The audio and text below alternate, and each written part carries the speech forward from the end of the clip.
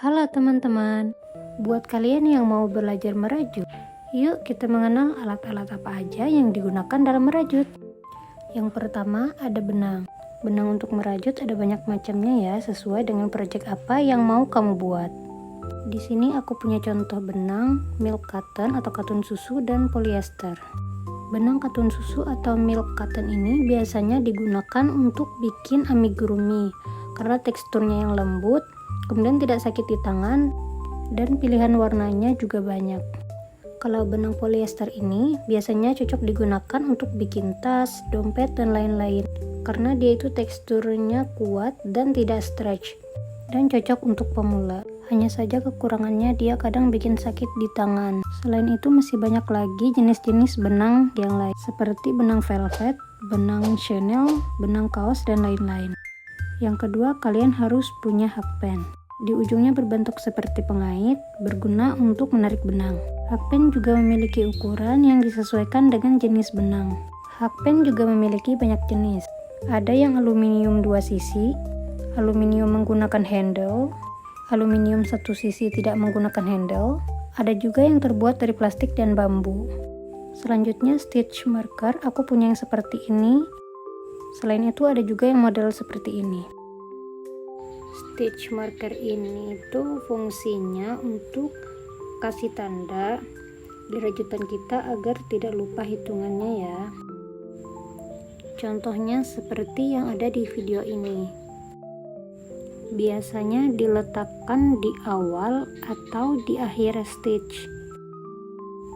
Jadi kita itu nggak lupa gitu. Kita memulai stitchnya itu dari mana.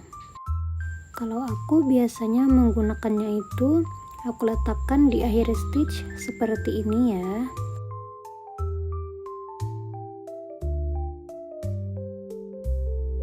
Selanjutnya, alat yang kalian perlukan adalah gunting, yang fungsinya tentu saja untuk memotong sisa benang ya. Teman-teman bisa menggunakan gunting model apapun ya, tapi yang biasanya sering digunakan itu seperti yang di sebelah kiri. Selanjutnya adalah jarum. Di sini aku punya 2 jenis jarum. Ada yang bahannya dari plastik ya, seperti ini. Kemudian ada juga yang terbuat dari besi seperti ini. Untuk aku sendiri lebih suka pakai yang besi karena lebih kecil ukurannya. Jadi dia fungsi jarum itu untuk merapikan sisa-sisa benang ujungnya seperti ini ya. Jadi sisa benangnya itu dijahit, dimasukkan ke dalam rajutannya seperti ini, biar tidak kelihatan dan lebih rapi. Dan hasilnya seperti ini.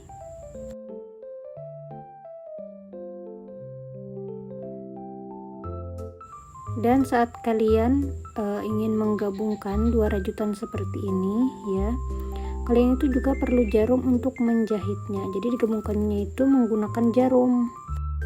Atau misalnya saat kalian membuat amigurumi, itu kan biasanya ada yang kepala sama badannya itu kan masih belum tersambung, jadi kalian harus menjahitnya terlebih dahulu.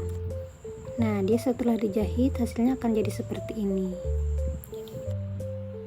Kemudian kalian juga perlu meteran.